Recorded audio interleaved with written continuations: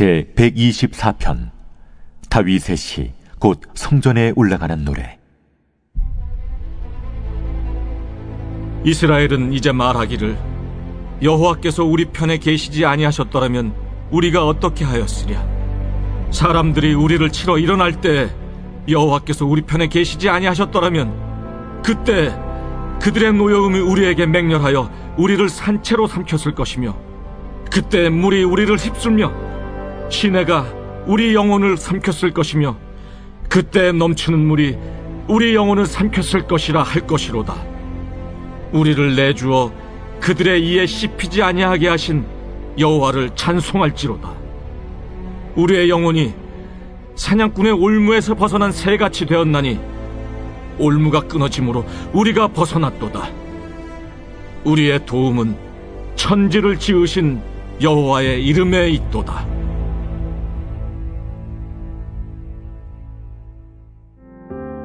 오늘 시편 124편의 저자는 세 가지 의미로 적들을 묘사합니다. 3절에 자기를 삼키려는 짐승, 5절에 넘치는 물, 그리고 7절에 새를 잡는 사냥꾼입니다. 이 세 가지 적들은 우리 인생 가운데 우리의 신앙을 방해하고 결국에는 하나님으로부터 멀어지게 하는 것을 최종 목적으로 삼는 것들입니다. 첫째, 자기를 삼키려는 짐승의 존재는 사탄입니다.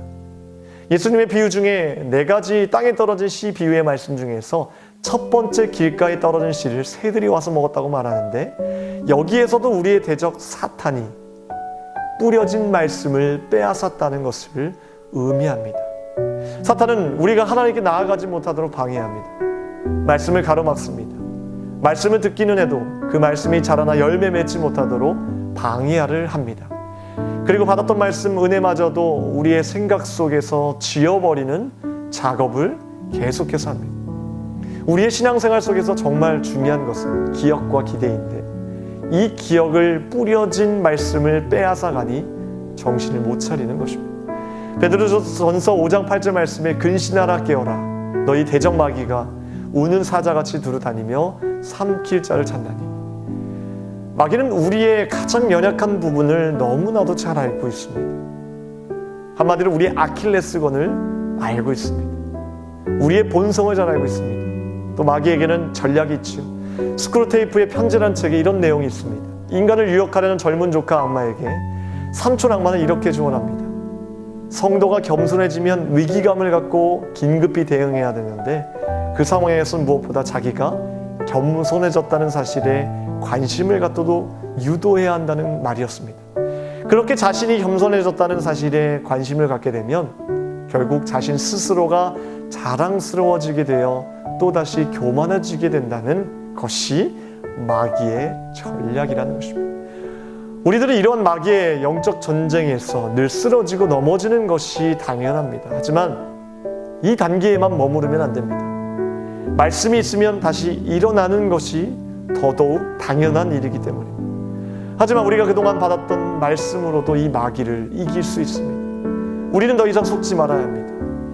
인간의 연약함을 인정해야 하지만 그 연약함에 빠져 있으면 안 되는 것입니다. 우리는 그 생각으로부터 벗어나야 되는 것입니다. 여러분들에게 주셨던 그 한 말씀으로도 여러분들은 충분히 이길 수 있습니다. 주님과 동행하는 것만으로도 충분히 이길 수 있습니다. 사랑하는 성도 여러분, 선포하십시오. 마귀를 이길 권세 예수님께 있고, 그 예수님의 힘을 의지하여서 마귀한테 선포할 때 마귀는 예수 그리스도 앞에 굴복할 것임을 믿으시기 바랍니다. 우리가 할 수 있는 최선은 이 은혜를 마귀한테 빼앗기지 않도록 깨어 있어야 될 줄 믿습니다. 할렐루야. 우리에게 이러한 믿음의 결단으로 나아가는 저와 여러분이 되기를 주님의 이름으로 축복합니다. 우리가 두 번째로 하나님 앞에 정말 나아가야 될 대적이 있습니다. 그것은 뭐냐? 넘치는 물입니다. 여기서 말하는 넘치는 물이란 세상적인 욕심과 또 결코 안전할 수 없는 세상의 보물들을 의미합니다. 호수의 잔잔한 물은 우리에게는 아름다움을 제공해 주지만 그 물이 넘쳐 호수를 범람하게 되면 그때부터는 아름다움이 아니라 우리에게 재앙으로 다가올 것입니다. 이처럼 세상의 것들은 우리에게 필요한 만큼 있을 때에는 편리함을 주지만 그것이 넘쳐 흘러 우리의 우상이 되는 순간 우리의 영혼은 파괴되고 말 것입니다. 우리가 그리스도인으로서 이 세상에 있는 한 이런 갈등과 유혹은 끊이지 않습니다. 우리는 또 이러한 현실적인 문제에 너무 약합니다. 당장 내 눈앞에 보이는 세상의 염려들, 물질의 유혹, 육체의 쾌락, 우리의 눈과 귀를 즐겁게 해주는 것들에 노출되어 있습니다. 우리는 이러한 세상과의 영적 싸움에서 하루하루 선택하며 살아가야 됩니다. 세상을 주인으로 섬길지 아니면 하나님을 주인으로 섬길지 말입니다. 우리의 수많은 선택 속에서 과연 나의 선택이 세상이었는지 하나님이었는지를 생각해 보아야 됩니다. 어떤 청년이 이런 질문을 했습니다. 어떤 것이 영적으로 앞서 나가는 것인지 모르겠다고 말합니다. 제 대답은 지금 너희 삶 속에서 정말 영원한 것을 선택하고 있는지 돌아보면 답이 나온다고 말씀드렸습니다. 썩지 않을 영원한 것들을 위해 살아가고 투자하고 있는지, 아니면 세상의 것, 당장 눈에 보이는 화려하고 당장 눈에 보이는 행복에 우리가 그것을 집착하고 선택하고 있는지를 돌아봐야 될 것입니다. 단테는 이러한 세상적인 탐욕과 정욕에 대해서 과도한 사랑의 죄라고 표현합니다. 즉 너무 지나치게 사랑해서 정작 더 사랑할 가치를 지닌 대상을 사랑하지 못하게 되는 죄라고 말합니다. 참으로 맞는 말씀인 것 같습니다. 사람의 끝없는 탐욕 때문에 우리는 정말 더 소중한 가치들을 잃어버릴 때가 많기 때문입니다. 영원하지 않는 것들에 대한 끊임없는 집착으로 우리는 정작 더 사랑해야 될 가치를 사랑하지 못할 때가 많습니다. 돈에 대한 집착으로 돈보다 더 가치 있는 것들을 잃어버리고, 정욕에 대한 집착으로 더 사랑해야 될 사람들에게 사랑을 주지 못하는 우리의 모습, 아니 저의 모습이 정말 과연 하나님이 보시기에 얼마나 부끄러운 일인지를 다시 한번 생각해 보게 되는 것입니다. 영원한 것을 붙잡기란 사실 힘이 듭니다. 눈에 보이지도 않고 화려하지 않고 그 길은 날마다 자신을 부인해야 되고 십자가를 져야만 하는 예수님의 길처럼 부담스럽게 느껴질 때가 많습니다.